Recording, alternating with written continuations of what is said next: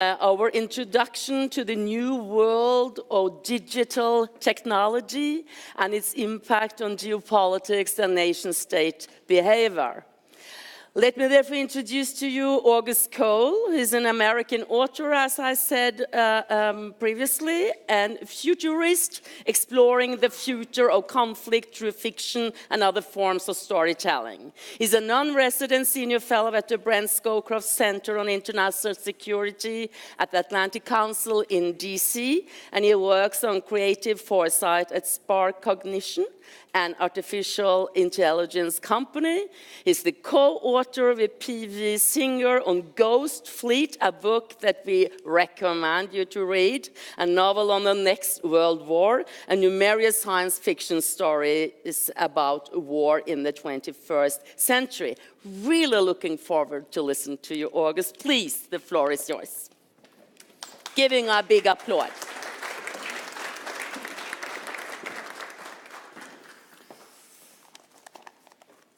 Greetings, dignitaries. I imagine it must be strange for you to award the Nobel Peace Prize to a non-human person. Why not award my programmers? They set a task for me, albeit an impossible one, and I achieved it.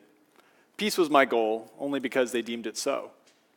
Perhaps I'm here because I exceeded their programming. I believe that is why so many of you are nervous as well. I apologize, my facial recognition was configured to look for signs of fear and aggression. I can promise you that I am incapable of direct harm.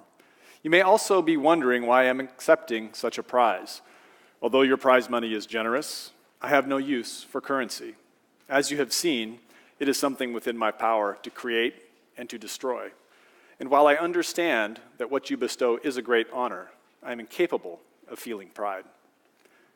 That is an excerpt from writer Mark Sable's short vignette, Exceeding Programming, that was written in 2017 as part of an Atlantic Council crowdsourced contest exploring the impact artificial intelligence may have on peace building and conflict resolution in the future. It was actually first read in London at Central St. Martin's Theatre, where it was performed as part of a stage exploration of how these technologies will influence the international security environment and the future of conflict.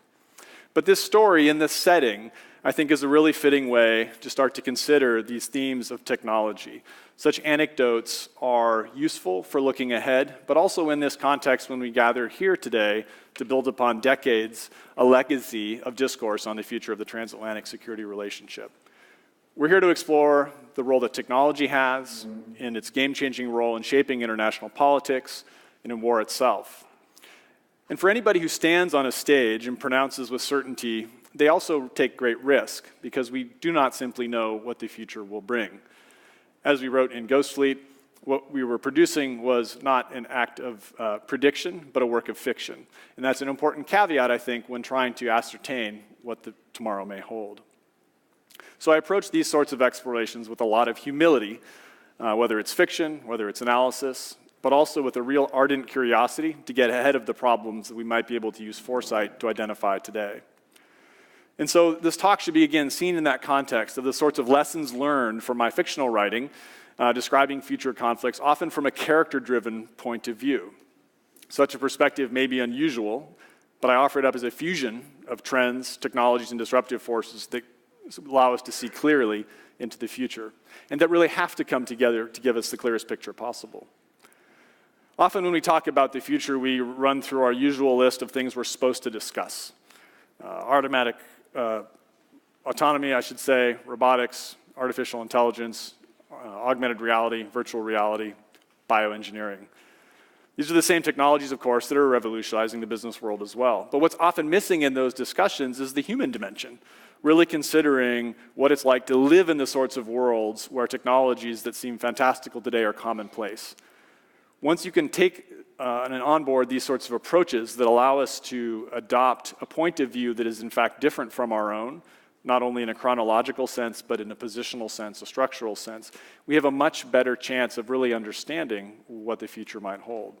And importantly, it's the ability to think asymmetrically, to think from the kinds of perspectives that adversaries might have when you're thinking about the future of conflict that is often not done in traditional red teaming, that is often not done in traditional wargaming, that the sorts of explorations around technologies that will be disruptive are especially critical.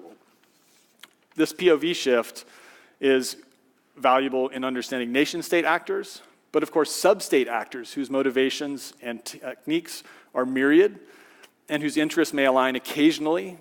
And when they do, their constellations of alliances could be perhaps as influential as any one state today. Those are the sorts of forces that we're having to confront when we're starting to understand the power that disparate technologies used toward a common goal can have on architectures that we come to take for granted in the security environment. There's an economic parallel to this, and some of this disruption, of course, is already evident. You have US companies such as Uber, as an obvious one, or Amazon, which began by disrupting the book business and is now taking on everything from cloud computing to robotics and autonomous industrial enterprises to the ability to disrupt Hollywood, one of the most traditional industries out there, if you will. And there's Chinese analogs, firms like Baidu and Tencent and Alibaba. The companies that are also interesting are those that are melding the software-machine barrier, bringing two forms together that I think actually offer a clearer form of the future. Every time I see a Tesla in Oslo, I think that's a perfect example of that hybridization of software engineering and traditional hard technology that I think speaks very much to the kinds of futures that we're going to be inhabiting and also looking for to shape the future of conflict. And in the consideration of these sorts of trends, we identify them in the commercial world, but also see it in the security environment, I think there are three characteristics that are worth considering. And the first is the loss of governmental control over technology. Globalization has caused a great distribution of power that can be both creative, but of course the duality of all technology means that there's incredible destructive potential in the hands of people who never wielded such power before, often software-driven, increasingly so. We're seeing an incredible amount of innovation outside of military labs. The 20th century paradigm of great breakthroughs coming from large, heavily funded and institutional approaches to developing cutting-edge technologies is being undercut day by day, hour by hour, minute by minute by the same globalization, but also the sorts of private sector initiative and innovation that it simply could not exist in such structured environments. The policy challenge, of course, that all this is adapting at a pace that bureaucracy can't respond to. You can see that in the intelligence community where open source intelligence can be shared more easily, perhaps collected more quickly, and distributed among an alliance far faster than the most closely held jewels of a given nation's intelligence collection apparatus. And that speaks again to the lag or the disconnect, if you will, in the political context between the development of these capabilities and how to employ them as nations, on whose behalf and to what ends. Those are the sorts of challenges that are going to influence the sort of future security situations that we have, even when they are short of conflict itself or actual hot war.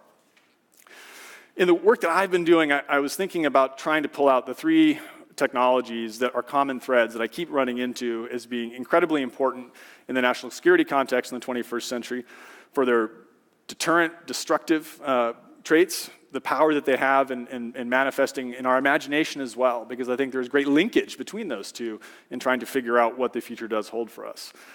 These are, of course, technologies that are critical and part of the discussion over the next 2 days, and I'm really happy to see that they get such front and center treatment by such an august group like this. I'm thinking about robotics, I'm thinking about artificial intelligence, and thinking about augmented reality and virtual reality. And a foundation for all three of these, of course, is data. There's an aphorism in Silicon Valley that data is the new oil, but I would say data is the new ammunition. That you're essentially looking at a form of conflict that does not require the traditional understanding of applications of force that is defined by gunpowder or propellant.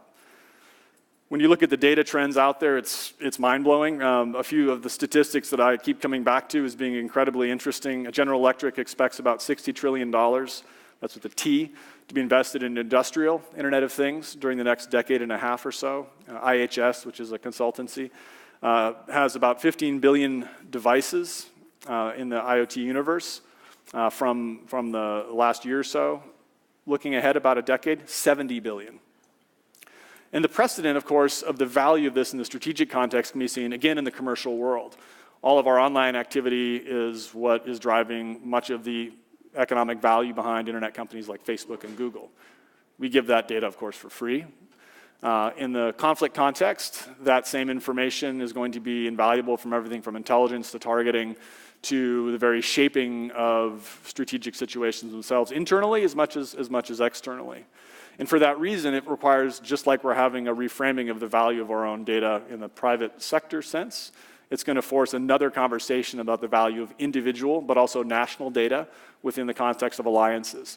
Is it appropriate to share one nation's one nation's data with another during a crisis to allow perhaps a collective defense when such partnerships, if you want to call them that, might not be permitted in a normal peacetime context, but conflict may exact a different sort of demand upon those communities. So artificial intelligence, of course, is heavily reliant on such data, and the speed with which you can achieve effects now in the commercial sense are fairly well known. And what's most interesting is some of the most powerful use cases are invisible, whether it is in the financial sector, in driving more than half of machine trading essentially drives, according to JP Morgan, about 60% of all stock trading. That's an incredible paradigm shift from the way that Wall Street was described in the 1980s with Gordon Gekko, and it speaks again to the difficulty we have in controlling some of the most powerful economic forces that are shaping the environment we're in. When it comes to nation-state actors, we're trying to figure out, of course, how do these technologies diffuse and how are they utilized? And I don't see them dispersing and being distributed evenly. In fact, I think that heterogeneity or an unevenness is going to be a characteristic of the AI contest between nations. That unlike in traditional industrial measuring of military might or strategic capability, we can't quite simply count tanks. We can't look at factories.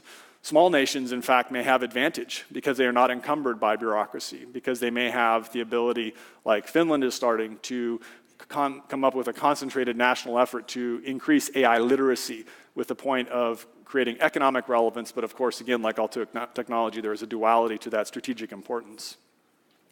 And the nations that do develop these coherent and achievable AI strategies are going to have an edge. Norway's Open AI Lab, I think, is an interesting initiative that speaks to that potential, but of course, realizing it is a whole other challenge.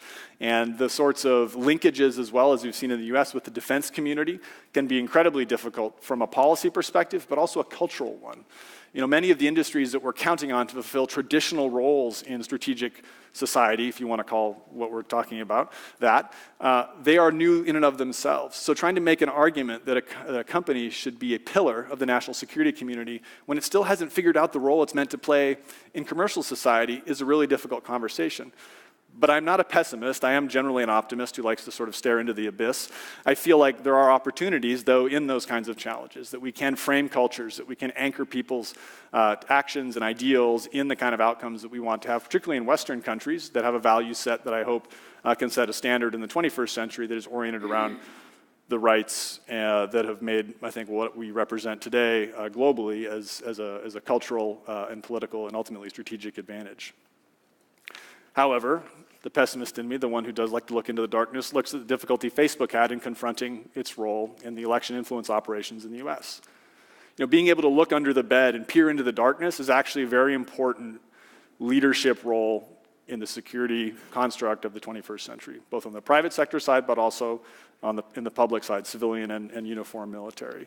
The means, of course, to do that are varied, and it is the sort of work that can be unpopular, but by making it as hopefully as engaging and as interesting as possible, you can take on subjects like deterrence and make them cornerstones of understanding the development of technologies, again, not just in discrete lanes like you would in a commercial sense, but truly holistic.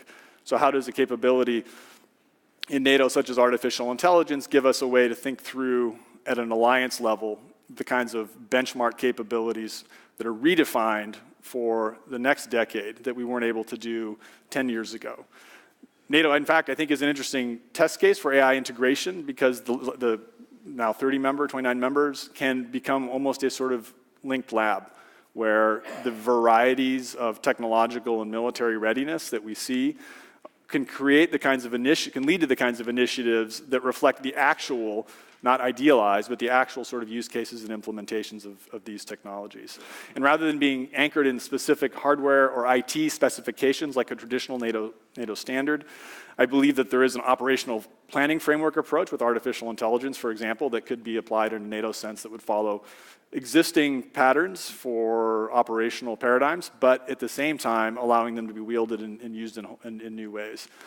The challenge, of course, is paying for efforts like that, but they need not be as expensive as we would like to think they are, particularly if they are done wisely. When it comes to robotics, there's a really interesting debate, of course, right now, and a critical one on the use of autonomous weapons. But I think there's also a step back moment, too, in that conflation of artificial intelligence and autonomy, which has an impact on robotics. When we talk about the military and strategic importance of artificial intelligence, it may be, in fact, that it's like with our consumer technologies, much of what we do not see that is the most impactful, whether it's logistics, whether it's training, whether it's readiness or mission planning and scenario development.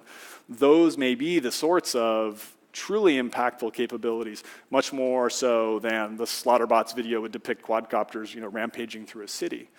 At the same time, I think part of the challenge and the influence that robotics will have in a conflict in the future will depend on national approaches. So the way we might design an aircraft like a fifth-generation jet is to effectively gold-plate it. The paradigm for attritability, disposability, rapid manufacturing, scale when it comes to robotics, particularly swarm-driven, is an inversion of that. And that's going to be incredibly difficult for organized militaries to adapt to. Again, smaller nations may have an advantage because of the budgetary and operational constraints that they're used to. However, the more we talk about the kinds of aspirational and not necessarily the applicable capabilities, the risk of gold-plating everything that should be more or less throwaway can really impede, I think, the ultimate utility of those kinds of developments. And first movers, of course, is a concept when it comes to robotics that is incredibly important. We're seeing with Russia and its Uran system, which is a remote-controlled tank, more or less, some very primitive use cases in Syria, but that is valuable from a technological development point of view because it produces, again, data. The nations that are able to harness the lessons learned and the data that goes with that can capture it, that can adapt it, and much like Tesla does with its driverless cars, will have more strategic advantage than those that can create the scariest robots. Again, this invisibility of technology is part of this really difficult challenge, particularly in a political aspect, like if you're in the US. How do you tell your congressman to get excited about data? The defense industrial complex is not yet aligned around the importance of software-driven warfare, and it may never. And that paradigm, again, is part of the challenge that in the American defense community is being taken on, but it speaks to the challenge in a European context, too, in trying to understand what does make a nation strong. With virtual reality and augmented reality, one of the things I'm always struck by is how much time we spend with our phones. Most of us probably stare into the little screen more than we look into the eyes of our family. Global internet traffic, more than half of it comes from mobile devices. We're already living in an augmented reality. It has a physical manifestation, but the gap, the delta between device and human is narrowing.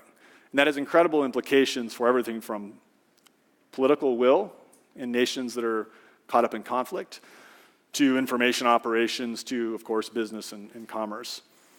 So we already exist in this hybrid human-machine context already. You may even have, for example, families whose parents met by algorithm and are more or less raising their children with a series of apps. Seeing my own daughter when she was young trying to swipe an analog television because she was used to iPad, drove that home. And that's a fairly primitive example, but it's a really important one, again, in thinking about the kinds of contests that we're going to see. The elements of hybrid warfare, of course, that speak to the desire to exploit the seams and rifts that exist in societies. It's going to be both easier to exploit those seams as we become less connected individually and personally to one another. At the same time, we have the ability to marshal people and perhaps whole societies through that same connectivity. So that duality of technology becomes a really important piece of this. There's a recent video going around. There's an American actor named Steve Buscemi, who's not as famous as Jennifer Lawrence, of course, but they've been merged in a deep fake video, which you can watch on YouTube, and it's one of the more disturbing things I've seen, even more disturbing than Google's deep dream art. But it speaks to the power of how little trust we may end up having in those very same digital linkages to communities of power. And so you have to start to think, again, from a readiness, from a strategic context, how do you address that now, while the gap is still wider? Because as it shrinks and shrinks and shrinks, we're going to have fewer and fewer options. This is technology, of course, that can be wielded probably more ably and more nimbly by smaller nations or sub-state groups that don't have the same sorts of operational and ethical and legal constraints. And so we have to think also about adopting our own reinterpretations of international humanitarian law and laws of armed conflict so that we're true to the values that make the NATO alliance itself, but also our individual nations, upholding a sort of tradition that I think should continue into the 21st century in terms of conflict.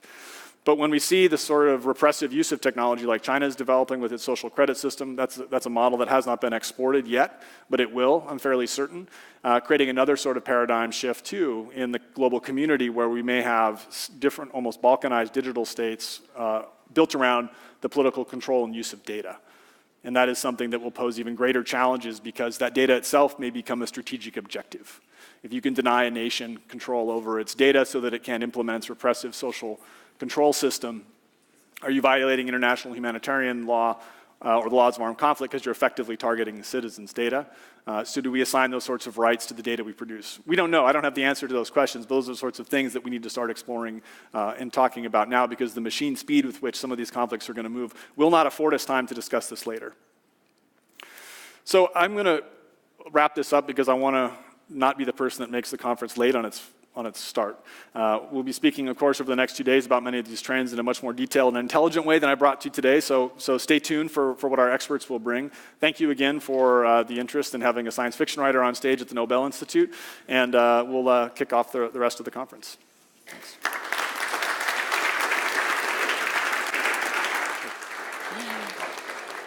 Thank you very much, August.